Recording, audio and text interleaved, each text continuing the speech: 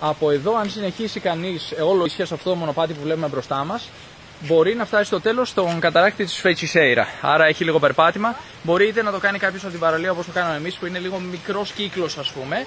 Πήγαμε στην παραλία και μετά στρίψαμε αριστερά και φτάσαμε εδώ. Ή μπορεί κάποιος να το κάνει όπως είδαμε πιο νωρίς σε ένα μονοπάτι που χωρίζει στα δύο και αριστερά λέει προς Feiticeira. Μπορεί να έρθει, θα φτάσει σε αυτό το σημείο που είμαστε τώρα και θα συνεχίσει μέχρι να φτάσει στον καταράκτη. Είναι ωραίο μέρος εδώ η Ilha Grande, έχει πολλές επιλογές, πολύ διαφορετικά πράγματα να δείτε και να κάνετε. Και είναι γεμάτο φύση και βλάστηση παντού.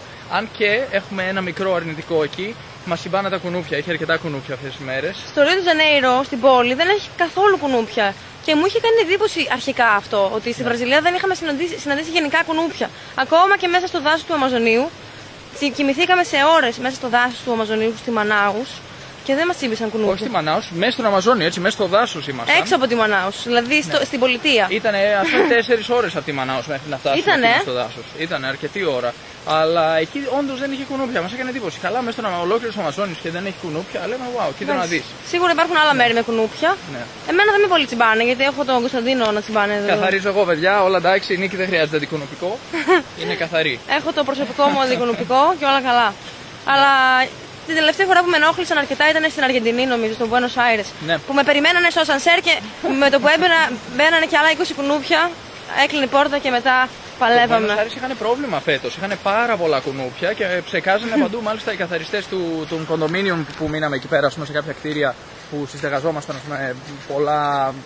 ένα συγκρότημα, α το πούμε έτσι. Εκεί οι καθαριστές ψεκάζαν και με αντικουνουπικό παντού. Δηλαδή έμπαινε στο κτίριο και έλεγες μυρίζει αντικουνουπικό, ρε παιδί μου, τι είναι αυτό. Ήταν μέρος της καθαριότητας. Ναι, για να καθαρίσουν τα κουνούπια, βέβαια ήταν ήδη εκατοντάδες, παρόλο που βάζαν αυτό το αντικουνουπικό, μας επιτίθενταν από παντού. Είδα και ένα σκυλάκο λίγο πιο κάτω, νομίζω είναι αυτός που κολυμπούσε προηγουμένως στη λίμνη. Είχαν πάθει ανοσία. Τα κουνούπια είχαν πάθει ανοσία. Ναι, μάλλον προσαρμόστηκαν στο αντικουνουπικό και σου λέει τώρα αυτό δεν πιάνει μία, φιλέ. Πρέπει να το δώσει. Θέλει κάτι πιο δυνατό. Λοιπόν, εδώ βλέπουμε αυτό το σπάνιο είδος, το δασόσκυλο. Σκυλοπόδαρους δάσιους. Πού είσαι εσύ? Νομίζω ότι μας αγνοεί. Μας αγνοεί όντως. Ψάχνει το φαΐ του μάλλον.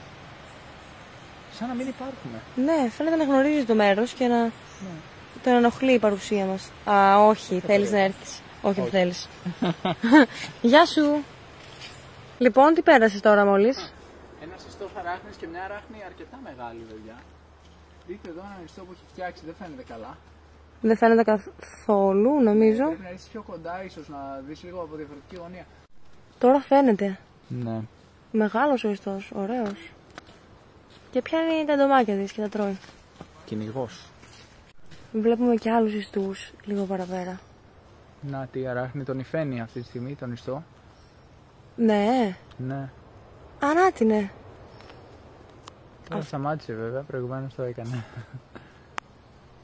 Αυτή είναι η αράχνη, αλλά μόλις το βάζω κάνει focus στο δάχτυλό μου, τέλος πάντων.